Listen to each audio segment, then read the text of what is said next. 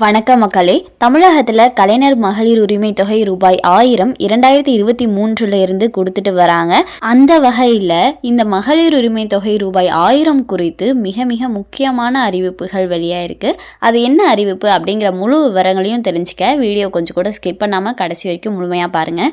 அப்போ தான் இதோட முழு விவரங்களையும் உங்களால் தெரிஞ்சுக்க முடியும். இதுதான் முதன்முறையாக நம்ம வீடியோவை பார்க்குறீங்கன்னா மறக்காமல் நம்ம சேனலை சப்ஸ்கிரைப் பண்ணிவிட்டு அந்த லைக் பட்டனை தட்டி விட்டுருங்க. வாங்க வீடியோக்குள்ளே போகலாம்.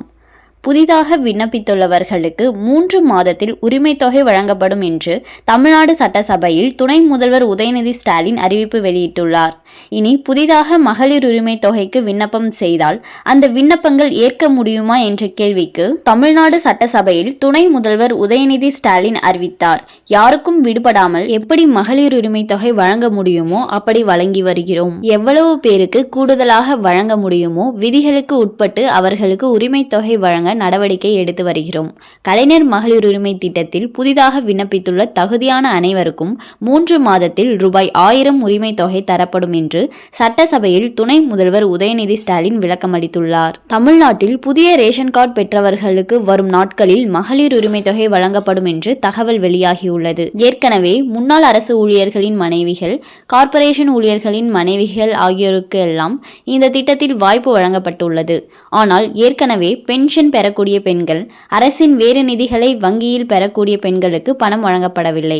இவர்களுக்கு திட்டம் விரிவாக்கம் செய்யப்படும் போது அதற்கான அறிவிப்புகள் வரலாம் என்று கூறப்படுகிறது. வேறு சில ஆவணங்கள் சரியாக இல்லாத பெண்களுக்கும் பணம் வழங்கப்படவில்லை. அரசின் வேறு நிதிகளை வங்கியில் பெறக்கூடிய பெண்களுக்கு இந்த திட்டத்தில் இப்போது என்று இல்லாமல் எதிர்காலத்திலும் வாய்ப்பு வழங்கப்படலாம் என்கிறார்கள். மாறாக ஆவணங்கள் சரியில்லாத பெண்கள், இனி திருமணம் ஆகி குடும்ப தலைவி ஆகும் பெண்கள் ரூபாய் 1000 பெறுவதற்கு விண்ணப்பம் செய்யலாம். இப்போது செய்ய முடியாது என்றாலும் அடுத்த சில நாட்களுக்கு பின் திட்டத்தை விரிவாக்கம் செய்வது தொடர்பான அறிவிப்பு வெளியாகலாம் என்கிறார்கள்.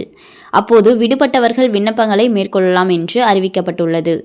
ஏற்கனவே கலைஞர் மகளிர் உரிமை தொகை திட்டத்திற்கு விண்ணப்பித்துள்ள அனைவருடைய விண்ணப்பங்களையும் பரிசீலித்து தகுதியுள்ள அனைவருக்கும் வழங்கப்பட வேண்டும் என்பதே அரசின் இலக்காகும் என்று விளக்கமளித்துள்ளார். முன்னதாக தமிழ்நாடு ரேஷன் கார்டு உள்ள அனைவருக்கும் மகளிர் உரிமை தொகை என பேசியதாக தகவல் வெளியான நிலையில் அதனை மறுத்து அமைச்சர் KKSSR ராமச்சந்திரன் எக்ஸ் தளத்தில் விளக்கமளித்துள்ளார். மகளிர் உரிமை தொகை விரிவாக்கம் செய்யப்படும்.